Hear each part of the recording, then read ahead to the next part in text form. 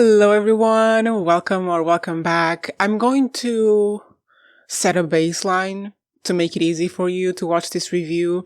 If you are new here and you don't know me, I'm very much one of those very woke, hardcore leftist, intersectional feminist, atheist kind of people. If any of that annoyed you, good luck watching my reviews of this show. And just for a bigger context of the kind of energy that you can expect from my reviews of The Handmaid's Tale, if Gilead happened now in my country, I'm absolutely one of those people that would be immediately executed because they would just be, praise the Lord, and me and my big mouth would just turn to them and be like, which one? Thor?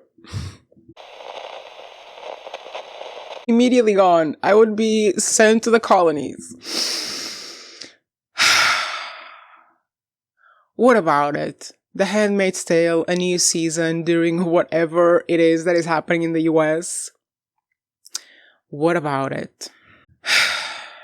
In this first video, I will be reviewing the first 3 episodes, and I will give it some order because it's just easier for me to talk about everything. So for the first episode, we will be discussing that joyride that was the train to Alaska. We will discuss what happens with Nick and with Luke/Moira. Episode 2, once again, we'll talk about what happens to June, Serena, Nick, then Luke/Moira. And in episode 3, I will probably just divide it between the Resistance and New Bethlehem. The Resistance counts with June, Nick, Moira, Mark, did I mention Nick? Nick. And then New Bethlehem is Serena, Lawrence, dad-in-law, and probably that's it. There's timestamps of everything down below, so just click whatever interests you most, and let's review this damn show. First impressions, adored it. Before we start, I'm going to say it right now, I cannot stand Serena or Lydia. I can't stand them. I will discuss what I think the show is doing with them and the purpose of their changes over time, but I cannot stand either of them. The whole time, if you are a Serena and Lydia stan, you are going to loathe my videos because I cannot stand them. And with this, I start the review of episode 1, where Serena is on the train, truly. Even though June just said to her in the goddamn barn where she had her child, she just said to her, we are not friends. And goddamn Serena actually thinks that they can be friends. That they can, ride off into the sunset together and raise their children together. The absolute delusion of this woman. And I'm sure there are people who are falling for it and be like, oh my God, she changed so much. She regrets what she did. She's trying to survive like everyone else. And she's taking advantage of the fact that June is an actual fucking good person who cares more about the safety of her child than her revenge plot. And the whole time they were on that train, and Serena was playing this part of, I'm just another survivor. I care about mothers and their children. I want to hold space for them. The whole time that I was seeing this, I was just thinking, if only they knew. If only they knew who you were, you would be talking so differently. If only they knew. And then what do we see? They find out who she is because the doctor that she procured for June, who took care of June's arm, recognized her because the doctor used to work in Gilead in a fertility center, and apparently Fred took her there and he recognized her. I don't remember if this happens in one of the seasons because I haven't watched them in a while, but he recognizes her and he denounces her, tells the authorities on her. And I was expecting the guy to take her. I was expecting the police to take her and that she would be safe somewhere with her kid.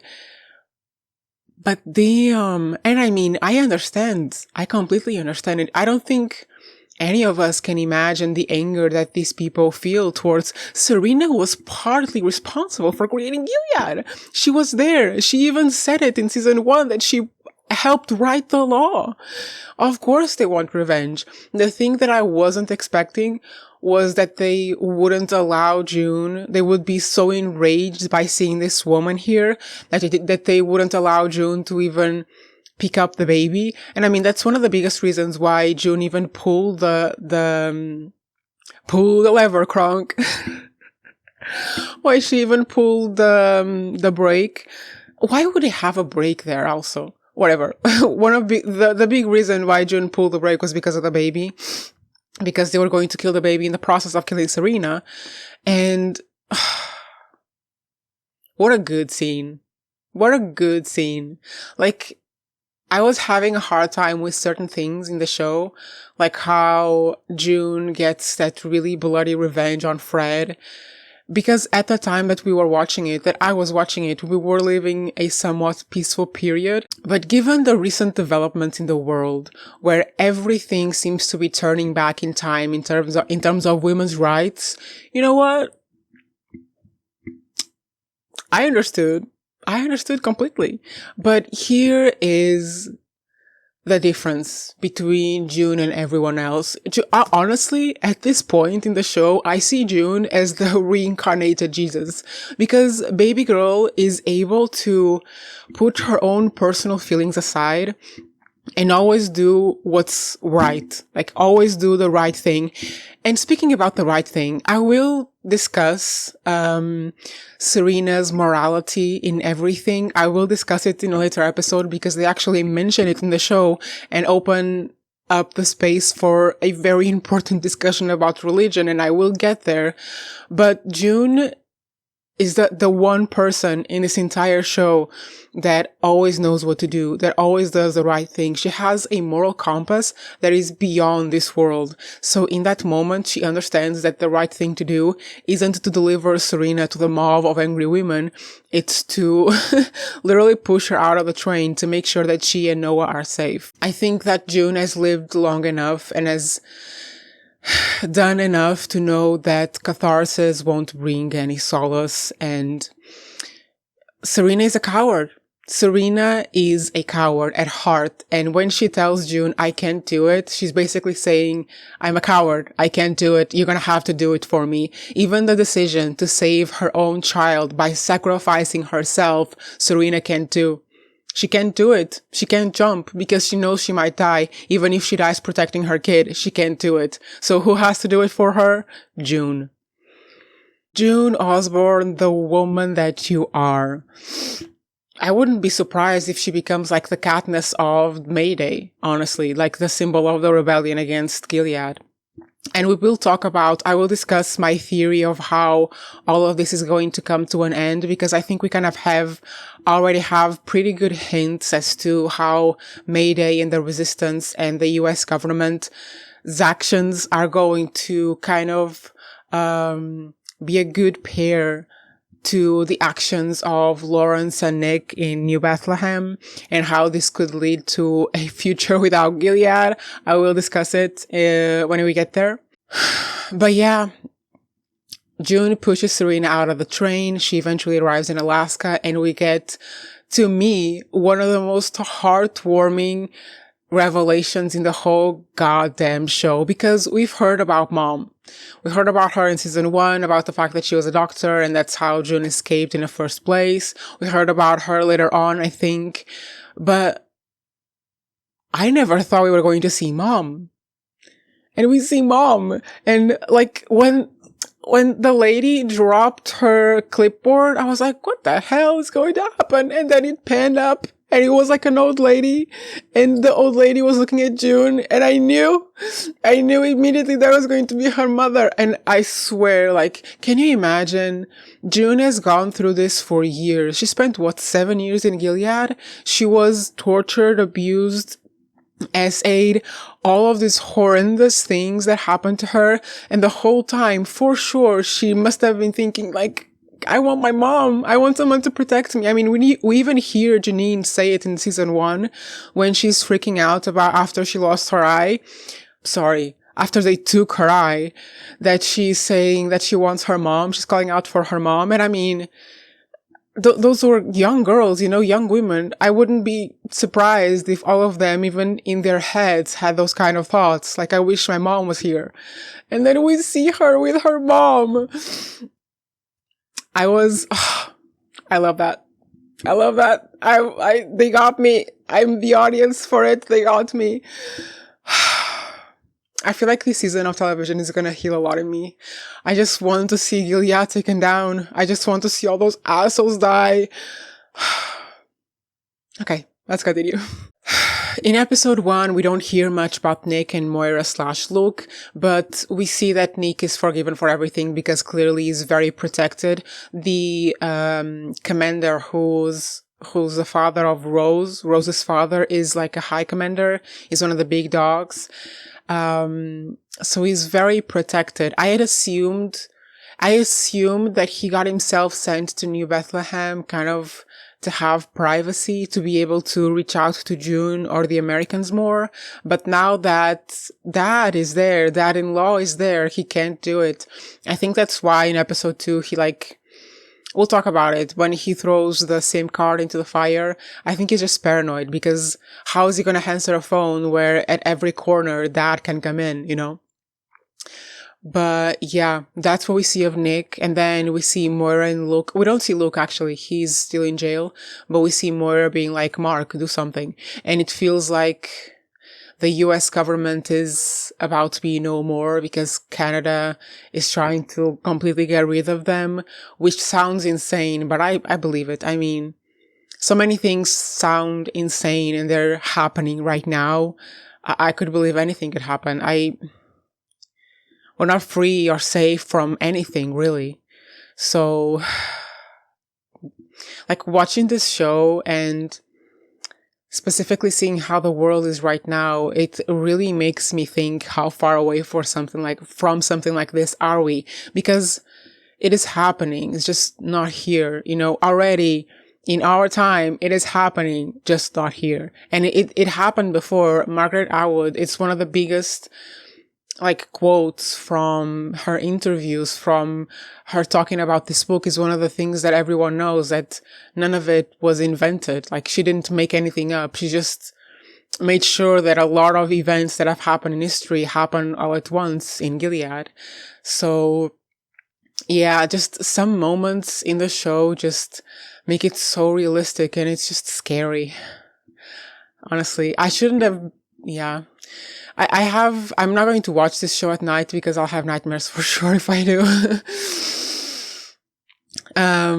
But yeah, Moira feeling like she has nothing left. She's considering joining the resistance, Mayday.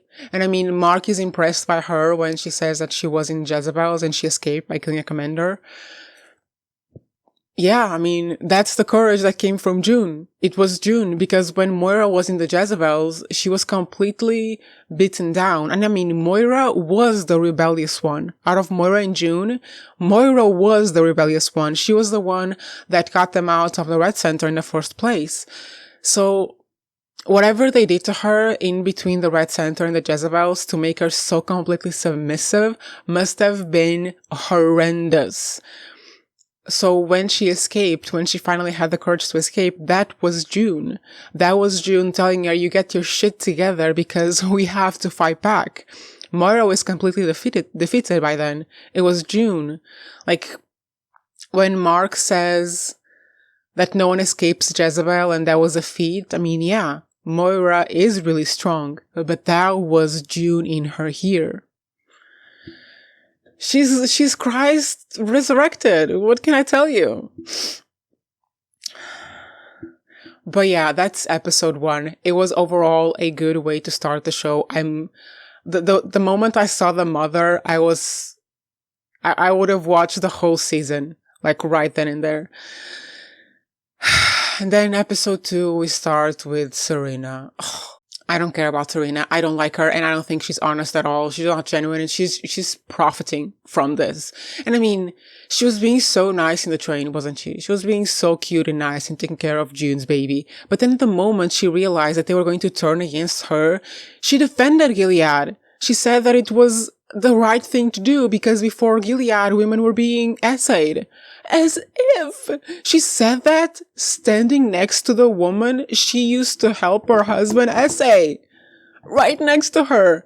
The audacity of this woman. I can't wait to see what they're going to do with Serena, because there's no way to justify everything she's doing. And I mean, June makes the decision to not take Noah, which was the right decision, because imagine raising a boy that will grow up to look like your assaulter.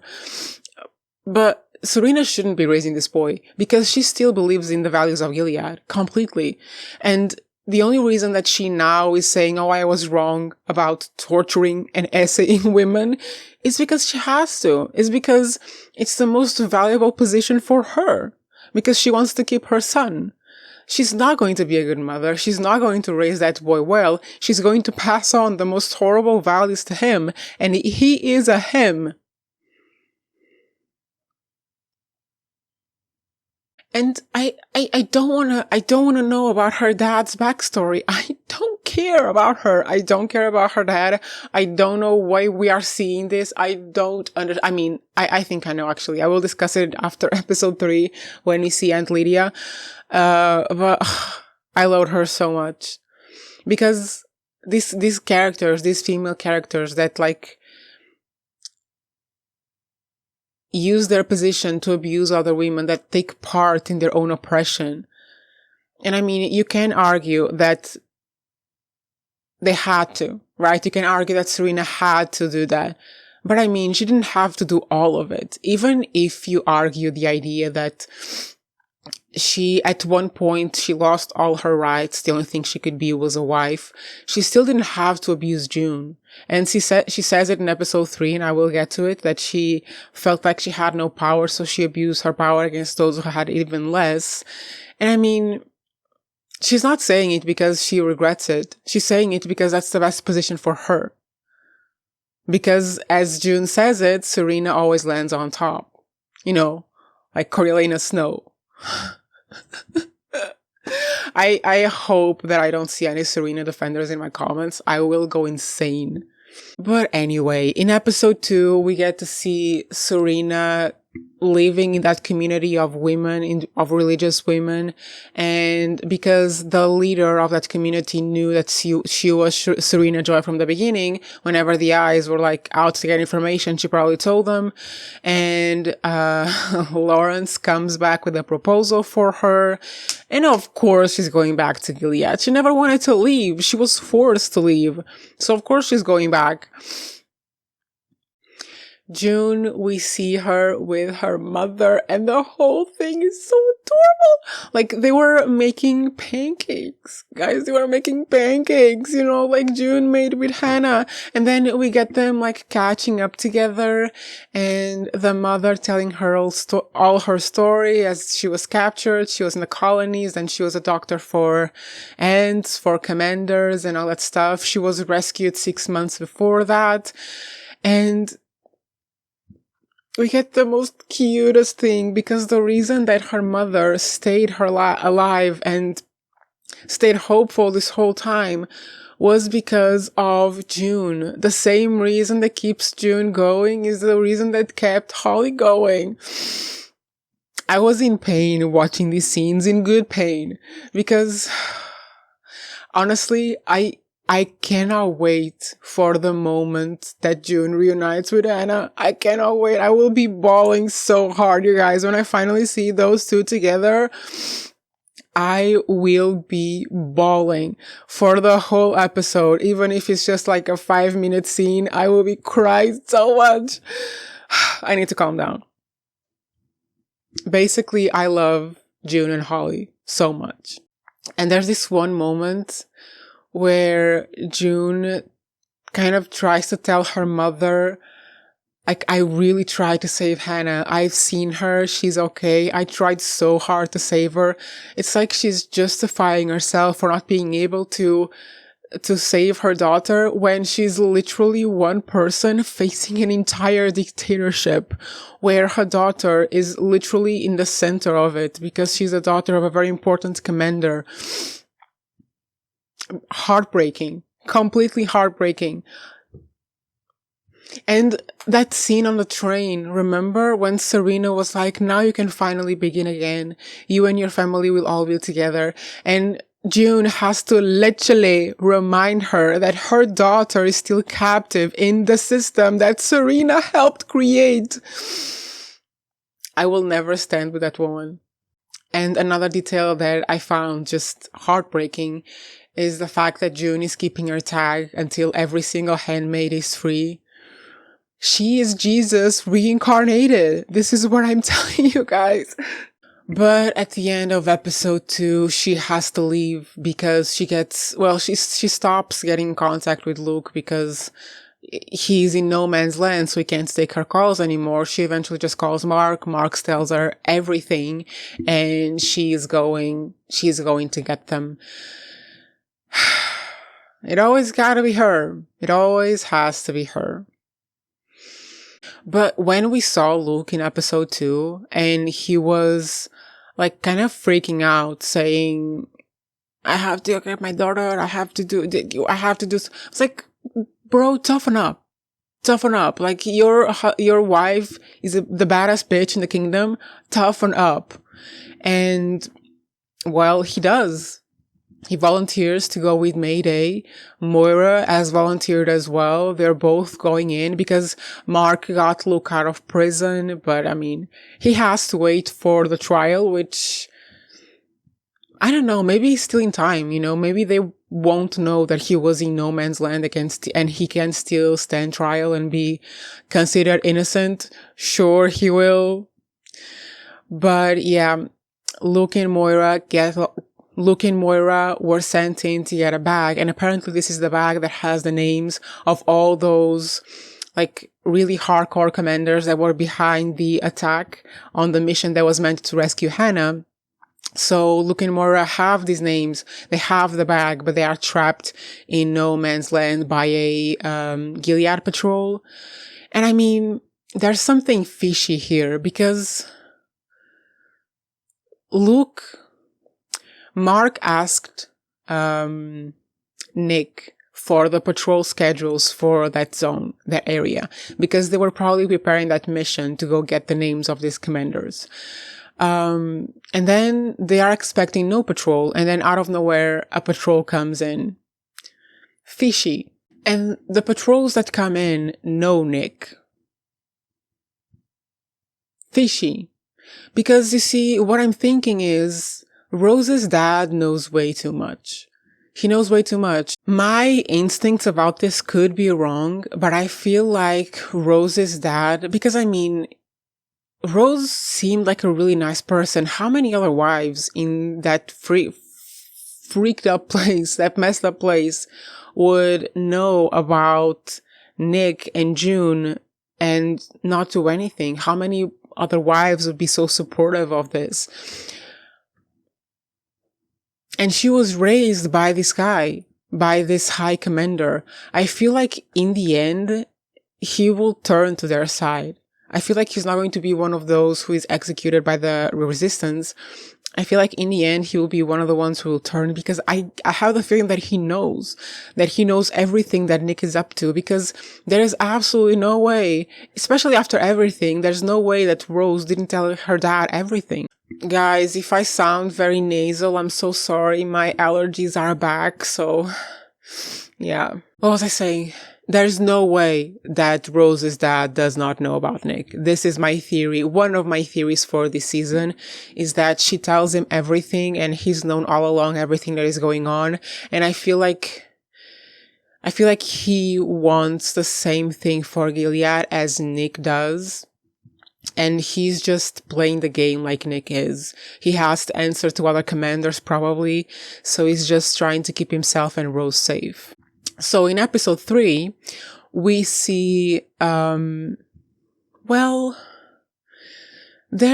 a event in New Bethlehem where a lot of like foreign representatives are coming to New Bethlehem to kind of meet with Lawrence, Nick, and Rose's dad to ascertain whether New Bethlehem truly is safe enough for them to send back some refugees. And I will break it to you right now. It is successful and I will explore it in a little bit. But Nick is only there for a very small period of time in the morning. He welcomes the first representative, a German guy, who tells him June is waiting for you here and here and here. Go get her. Go meet her. Not get her. Go meet her. And of course, Nick goes. I mean, June's mother was doubting Nick's devotion to June because June's mother hasn't met Nick. And honestly, this is one of my favorite idea of The Handmaid's Tale, is the fact that so much rebellion and so much resistance and so many of June's victories have been with the help of Nick. That this forbidden love that started in season 1 is going to be the downfall of the entire thing. Because it is. Because Nick is the biggest asset they have inside of Gilead. It's Nick. And the only reason he's an asset for the Americans is because of his love for June. There is nothing he wouldn't do for her. He truly, truly loves her, which is insane. And I'm completely melted to this idea that Gilead will be brought down by the unconditional love of these two people. But anyway, Nick meets with June. They reconnect. They're very cute. And Nick agrees to go save Luke and Moira. And June, in a very cute moment, is like, I'm going with you. And he's like, okay, get in the trunk. They're cute. I mean, why are we having a millisecond of a cute ass scene in this traumatic show? I'm gonna tell you right now, okay? I'm gonna tell you right now how I want their story to end. I want June to have a throuple with Luke and Nick. But I don't think June actually wants Luke that much. I think she just feels like she owes him something because he waited for her for so long and she didn't wait. She got in love with Nick. I think that's more of why she's still with Luke, is because she feels like she owes him something. She feels like she owes him something. I would appreciate a throuple at the end, or even just June to be with Nick. But given the show that it is, The Handmaid's Tale, there is absolutely no way in hell that Nick is going to come out of it alive. It's not gonna happen. He's gonna sacrifice himself for her in the end. That's my second theory for this season. Rose's dad will be an ally. Nick is going to sacrifice himself for Joan in the end. And I'm going to bawl my eyes out. Bawl them out, okay? I'm going to cry so much, they're going to slide off the sockets. But during the entire rescue, I was thinking, how can Nick just walk in there with June? I mean, they are in no man's land, so technically there are no patrols, and we only see one patrol, but are we sure no one saw him? Are we sure? I feel like Rose's dad is gonna know anyway, but whatever. Nick and June walk in there, they manage to evade the patrols to get to Luke and Moira, which is a little awkward because Nick, Luke, and whatever. It's awkward in a good way, Luke thanks him and everything. And then when they leave, they find the patrols. The patrols recognize Nick, and Nick has to kill them, which I'm sure he will justify in some way. But I mean, that's Rose. That's Rose. Rose's dad is going to know because the bullet that killed him can be traced to his gun. It just can. So I feel like they're going to know. I guess the question is, how much protection can Rose really afford Nick? I mean, he is the face of New Bethlehem by now, so... But I mean, it's Gilead. They can kill anyone they want.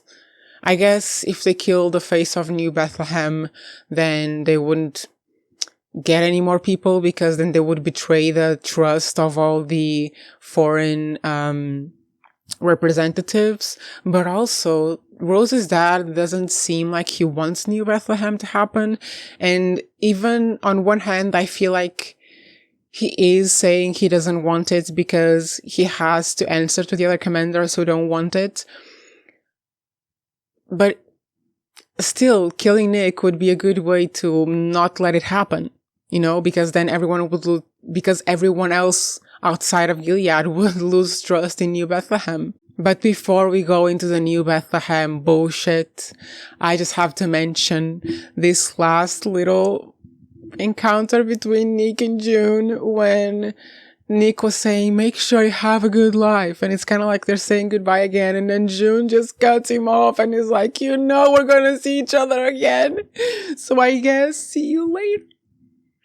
I can't even say it. See you later. Ugh, they killed me. I was kind of feeling, is she going to run back and do like a big hug moment? Of course she doesn't do that. She's June Osborne, but she does look back. And I mean, I think it's completely established by now that Nick would, run to the end of the world for her. He's not going to survive. He's not going to survive. He's not going to survive. Okay. I wouldn't even be surprised if the last shot of the whole show is June talking to Nicole/Holly about Nick. I will be bawling. Anyway, New Bethlehem. They have a thing with the foreign people coming, and they have to market New Bethlehem as kind of this place not only for fertility but also for humanity. And in the end, they're successful. Whatever one of the ladies that goes there says, we might be able to suggest this as a voluntary participation with the intervention of the UN to make sure y'all are not criminals.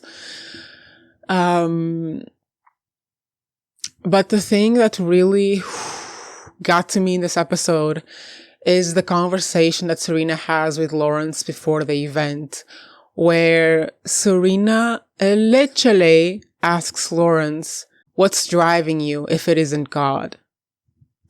And I feel like this is the point that all of these religious people, and mostly religious fanatics, miss about everything. There's so many people out there, so many religious people of whatever religion it is, that have this idea. If God isn't driving you to be a good person, then what is? Like, if you don't have the fear of eternal punishment to be a good person, then what is it? And they completely miss the point of what humanity actually is. A good person, I mean, if you need the fear of eternal punishment to do the right thing, you are not a good person. Serena, religious fanatics, actual religious people in our world, you are not a good person. A good person does the right thing simply because it is the right thing.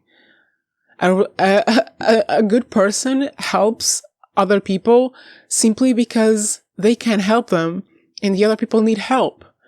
Not to attain anything, not to not get punished, simply because you can do it. And it's the right thing to do to help other people, to be empathetic, to provide assistance, to provide protection to whoever needs it. The fact that you need the threat of eternal punishment to be a good person is insane. You are not a good person if you need a threat of eternal punishment to do the right thing. And this is what Serena doesn't understand. And this is why Serena's morals, her entire morality as a person, is completely skewed from even being moral. Serena is not a good person. Serena does what's best for her at any given time. If the best thing for her is to admit that she was wrong about torturing and essaying people, she will do it. Not because she actually believes in it, but because it is her best for her situation. She will justify anything with God's will. And we see it in this season so clearly, where she's always trying to connect God's will and God's grace to any good thing that happens. I cannot stand her. cannot stand that. If you are one of those people that thinks that without the threat of eternal punishment, people wouldn't be good, you need to revise your entire life and your entire moral code of ethics, because you are not a good person. But yeah, that is my review of the first 3 episodes of The Handmaid's Tale season 6. I will be here for all of them. As I've said before, if you are annoyed by any of my initial statements, you're gonna have a hard time watching my videos. Good luck, I guess. So as for my theory about the direction of the show and where I think this is going to end, because we can't end the season without the end of Gilead, because this is the last season, right? They're not doing another one after this. I mean, maybe they couldn't do another one after this because the way that censorship is getting ridiculous in the US.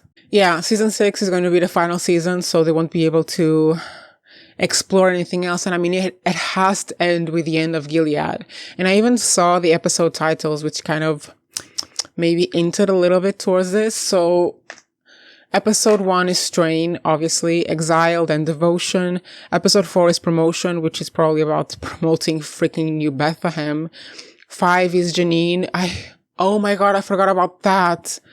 Janine and the Jezebels. The way that Aunt Lydia, I was forgetting to talk about this. Aunt Lydia finds out that Janine is in a Jezebels with 3 other handmaids that were her girls. And in the beginning, when I was watching this, I was thinking, what the hell is the show trying to do with Aunt Lydia? Because if you remember Aunt Lydia from season 1 and season 2, she was not just mean to the girls, she was cruel and sadistic to them. Do y'all remember when she burned their arms off after they refused to stone Janine to death? Yeah, Janine, her girl, her beloved girl that she tried to stone to death. And when they didn't, she punished them by electrocuting them in the rain and by burning off their arms. That's Aunt Lydia. And there's this whole discourse in the show which takes place with Aunt Lydia and Serena. This idea that women who take part in the oppression of other women because they themselves are oppressed, so they use their position of power to abuse other women. And I feel like the show is kind of like trying to show us how even the worst women in this system, even some of the worst women in the system, the women that not only take part in their own oppression, but help the men oppress other women and abuse and torture them, even these women will eventually come around, will eventually realize how problematic it is. And we have 2 sides of the coin, right? Serena clearly is just playing what's best for her. She's just playing whatever angle works for her.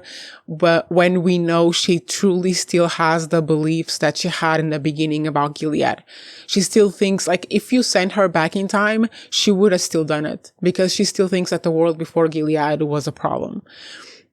And then we have Aunt Lydia that is kind of portrayed as this innocent person who truly believes Gilead's morals, who truly believes that these girls are vessels for the Lord's light and that they should be rewarded afterwards.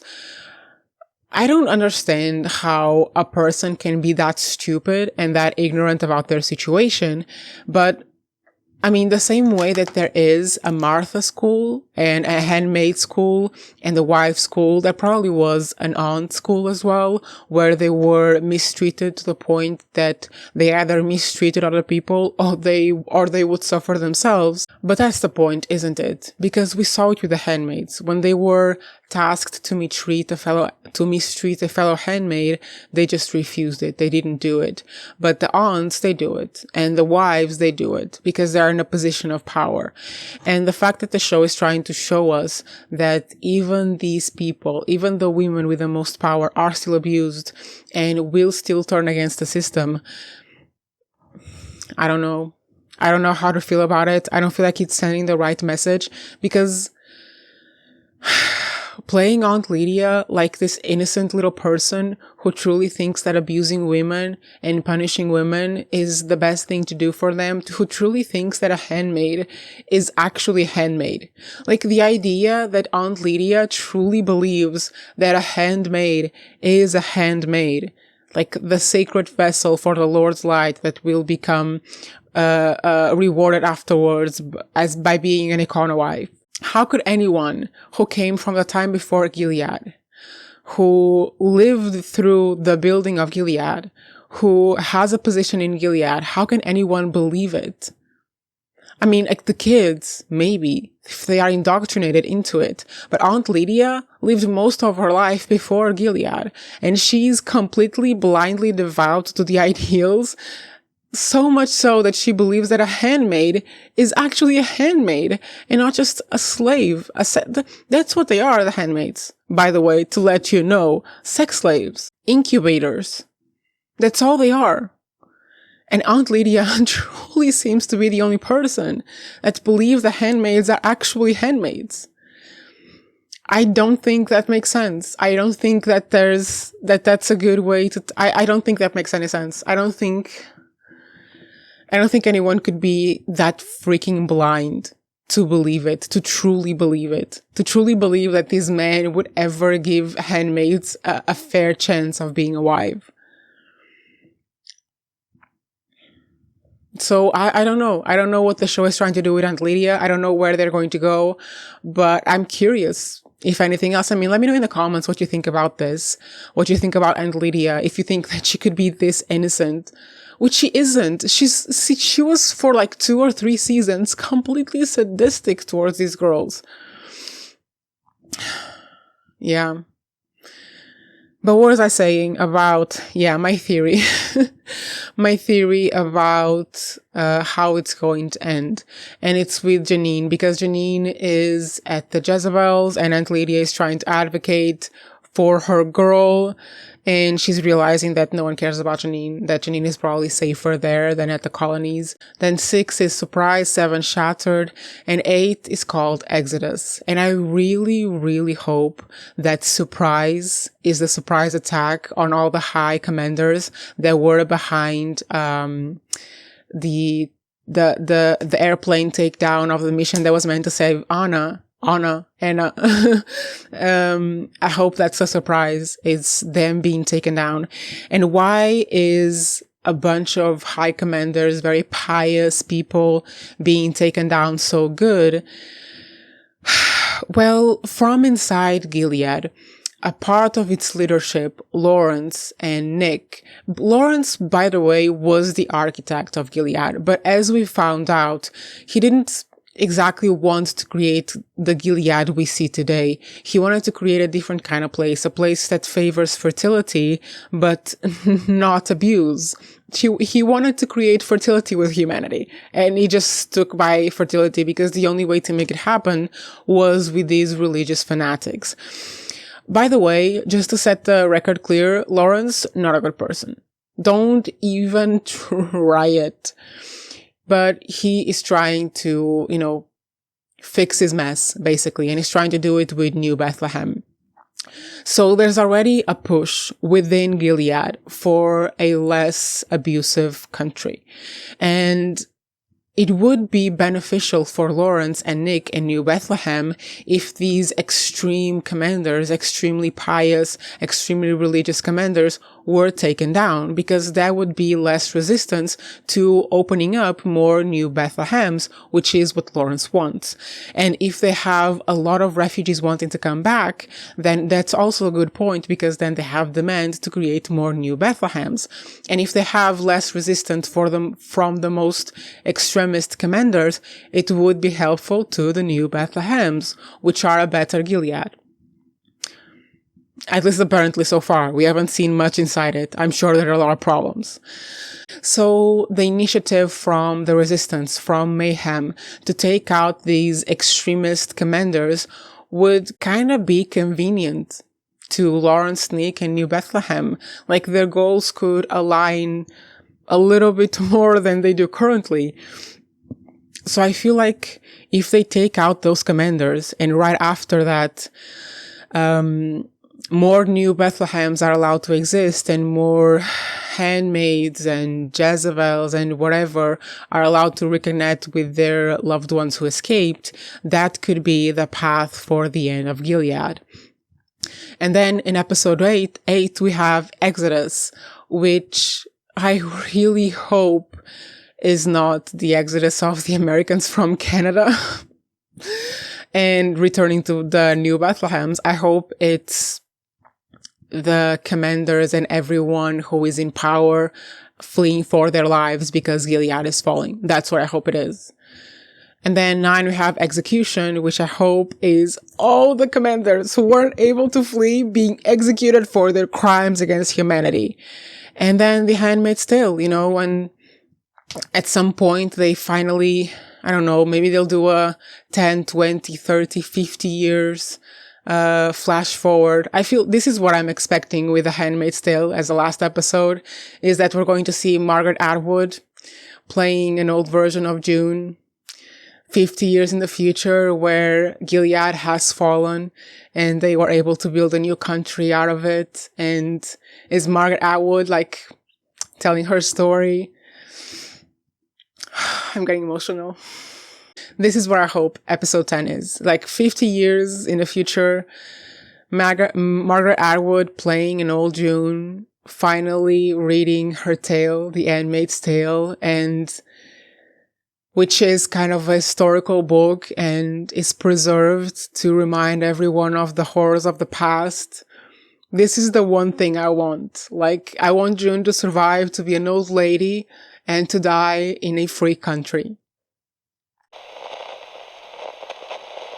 Okay, guys, that's it for me for now. I hope you enjoyed this review. I will be here every week reviewing this show. I absolutely love this show so much, and I think we just need it. We need it because the things that happen every day, if you don't know, in Portugal, there are a lot of scandals right now, but a big one is of these 3 young men who are influencers on TikTok who SA'd a 16-year-old girl, published it on TikTok. It was seen by thousands and thousands of people, and no one said a thing. Not one person who saw that video didn't reported it to the police. Not one.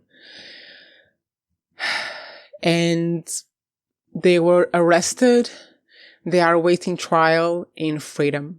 They are free to go whatever they want while they wait trial. They are free to assault whoever they want while they wait trial. And there are so many similar cases. There's the gynecologist in the Netherlands. I wouldn't even be able to mention all of the messed up shit that is happening. So, yeah. Find your friendly neighborhood feminist here every week reviewing this show. And honestly,